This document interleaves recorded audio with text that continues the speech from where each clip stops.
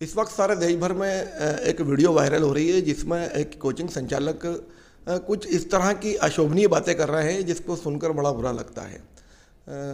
ये कोचिंग संचालक जिनका स्टडी अड्डा के नाम से यूट्यूब पर एक चैनल है और ये लोगों को शिक्षा देते हैं और उनकी एक वीडियो इस तरह की आती है जिसमें कुछ वो लव जिहाद या कुछ ऐसी बातें जिसको हम चैनल पर नहीं बता सकते हैं। चूँकि वाक़िफ़ खबर की ये जिम्मेदारी है कि हर बात की तह और सच तक वो जाए। कोचिंग संचालक इत्तेफाकन इसी शहर के हैं जहाँ का वाकिफ़ खबर है और हम इनके पास में इसीलिए आए हैं कि आखिरकार एक गुरु को, एक स्कूल के चलाने वाले को या कोचिंग संचालक को इतनी गंदी बातें करने की क्या ज़रूरत पड़ी। तो ये मेरे साथ ललित सरदाना जी हैं।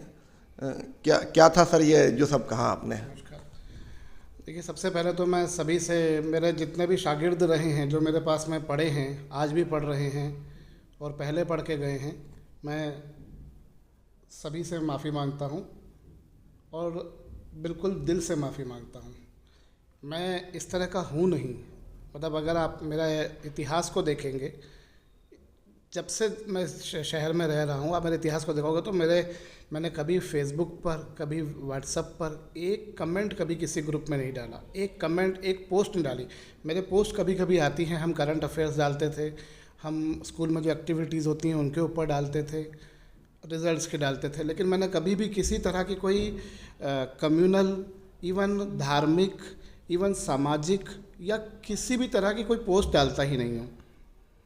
मैं थोड़े आवेश में बह गया और मैंने ऐसी बातें करी जो निश्चित रूप से मेरे लिए बहुत गलत है, मुझे मालूम है। मतलब अब मैं उसको कितनी बार भी बोलूँगा तो वो मैंने पाप किया है, वो मेरे से गलती हुई है।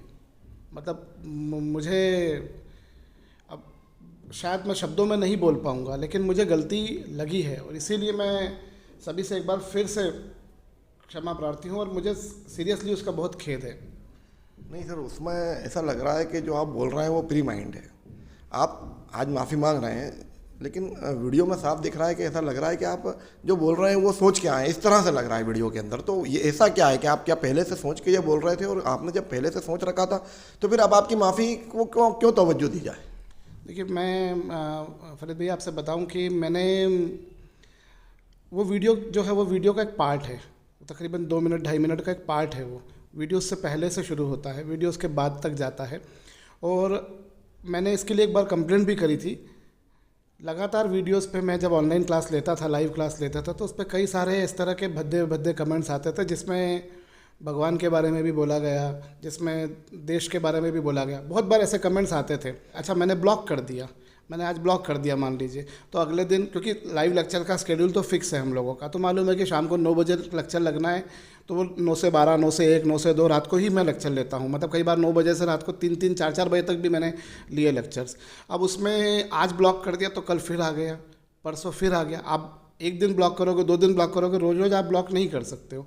तो वो मेरे को कुछ नाम पढ़कर ऐसा लगा कि संभवतः ये ऐसे होने चाहिए। तो वो नाम क्या मुस्लिम नाम थे क्या वो? जी, मैं ये नहीं कहता हूँ कि अब मुझे, मतलब देखिए, वो जो भी हो, मुझे उस चक्कर में ये बात सही है कि वो कुछ लोग थे, अगर वो थे भी तो आई डोंट नो कि वेदर दे वर एक्चुअली मुस्लिम और नॉट, बट अगर वो थे भी सही तो मुझे जो बोला वो अशोभनीय है। मतलब मैंने बहुत ईमानदारी से बच्चों को पढ़ाया है, अभी भी पढ़ा रहा हूँ, और मैं चाहूँगा कि ये कलंक मुझसे ख़त्म हो, मुझसे ये कलंक ख़त्म हो। नहीं, अभी जैसे आप कह रहे हैं कि मुस्लिम नाम से कमेंट आ रहे हैं और आप ये भी कह रहे हैं कि वेयर एवर वो कौन है, क्या है, तो आपको कैसे कन्फर्मेशन है कि वो मुस्लिम से? क्या देखिए, इस समय एक माहौल है, किसी को भी उकसाने की कार्रवाई की जाती, तो आप टीचर होकर इतना तो नहीं समझ पाए कि ये जो कमेंट है?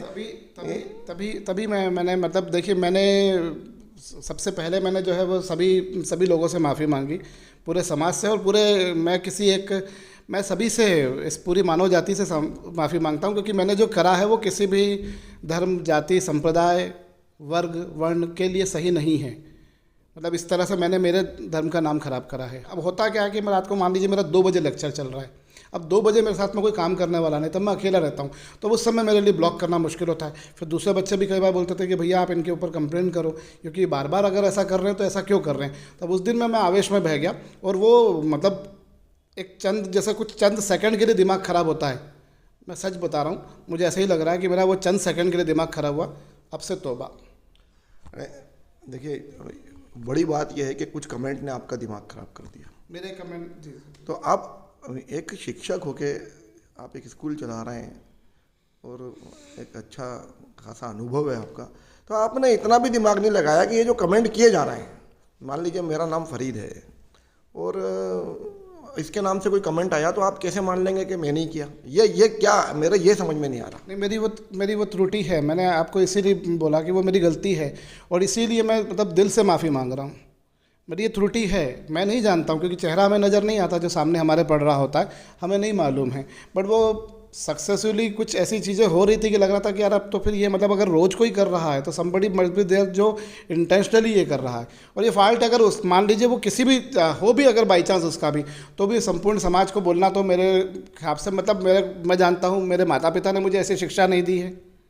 मेरे जो जिन्होंने मुझे पढ़ाया है, जो मेरे शिक्षक रहे, जो मेरे गुरु रहे, जो मेरे जनाब रहे हैं, मेरे साथ में बहुत बड़ा स्टाफ है। मेरा दायां बायां हाथ जो है, जावेद है, फरीद है, फारूक है, शोएब है, रेशमा है, ये मेरे दाएं बाएं हाथ है। मेरे जो मित्रगण हैं उनमें कई सारे, और मैं स्कूल चला रहा हूँ। इस स्कूल को शुरू करने में जिन दो लोगों ने मुझे बहुत सपोर्ट किया है, मिर्ज़ा सर हैं, मकसूद सर हैं। इस स्कूल को शुरू करने में जिन लोगों ने सपोर्ट किया है, सच बात है मुझ पर कई लोग लानत भेजेंगे और मुझे वो लानत भेजेंगे, उसमें कोई दो राय नहीं, क्योंकि मैंने किया गलत है, मुझ पर लोग लानत भेजेंगे और मुझे वो लानत उनकी लेनी पड़ेगी क्योंकि मेरे से गलती हुई है। लेकिन मैं आपको इतना विश्वास दिलाता हूँ, भविष्य में कभी नहीं होने दूंगा। और इसके लिए मुझे जो करना पड़े, क्योंकि देखिए मैंने कभी किसी बच्चे को ये सोचकर नहीं पढ़ाया है कि ये बच्चा हिंदू है, ये बच्चा मुसलमान है, ये बच्चा सिख है, ये बच्चा ईसाई है। मैं मेरी धार्मिक जो रिचुअल्स है उनको फॉलो करता हूँ, इसमें कोई दो राय वाली बात नहीं है। लेकिन मैंने कभी किसी बच्चे के साथ में किसी तरह का कोई बायसिंग, किसी तरह का कोई पार्शियलिटी ना पहले करी है, ना अब करा है और ना भविष्य में करूँगा।